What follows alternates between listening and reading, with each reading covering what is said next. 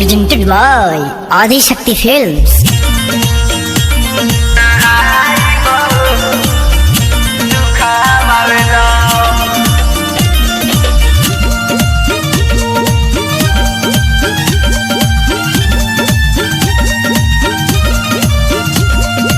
Mixed by RHR.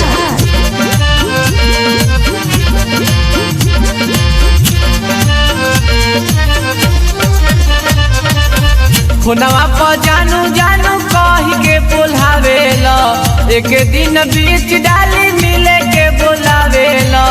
हुनवा पर जानू जानू कही के बोलावेला, एक दिन बीच डाली मिले के बोलावेला। ना आई बहो ना मिल बहो, तू तो बड़ी दुखावेला। ना आई बहो तू तो बड़ी दुखावेला।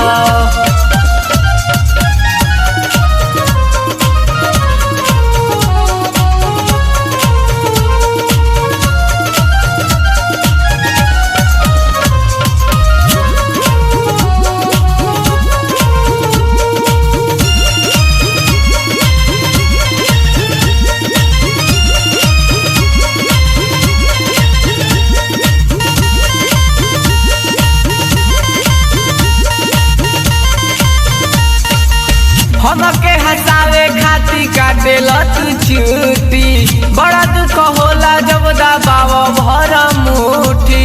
बड़ा दुख होला जब दबाव भर मुठी। हमके हंसावे खाती काटेला तू चूटी, बड़ी दुख होला जब दबाव भर मुठी।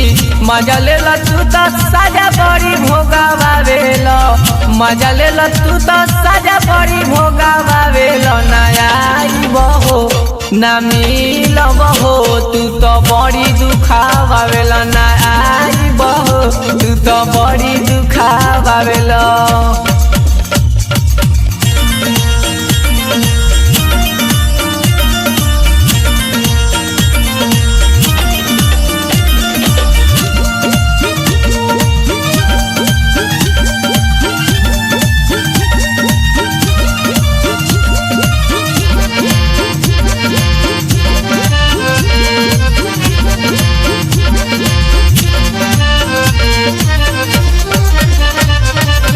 कतनो क्रीम घसता निकाल जाते से, जतनो दाग जवन कटले बारह दाते से। कतनो क्रीम घसता निकाल जाते से, जतनो दाग जवन कटले बारह दाते से। बिना मोह माया के तू मतलब साधावेला, बिना मोह माया के तू मतलब साधावेला। नया बहो न मिल बहो, तू तो बड़ी दुखावेला। ना आई बहो तू तो बड़ी दुखावेला।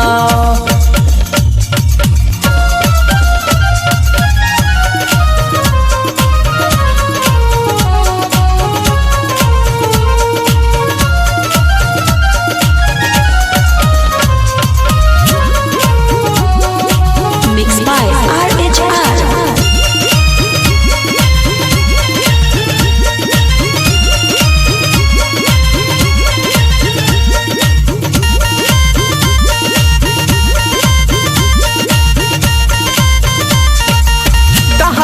मनु मिश्र खीस बड़ी बरे, जब हम डटाए लगी सोनू अपना घर।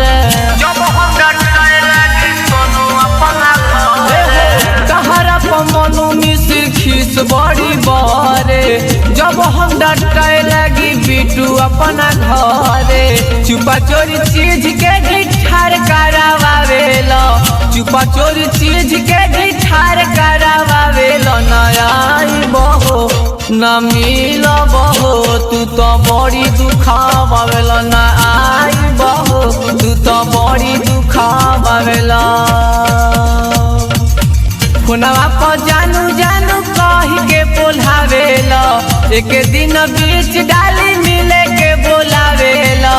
हुनवा पर जानू जानू कही के बोलावेला, एक दिन बीच डाली मिले के बोलावेला। नया बहो न मिलब हो तू तो बड़ी दुखावेला ना आइब हो तू तो बड़ी दुखावेला।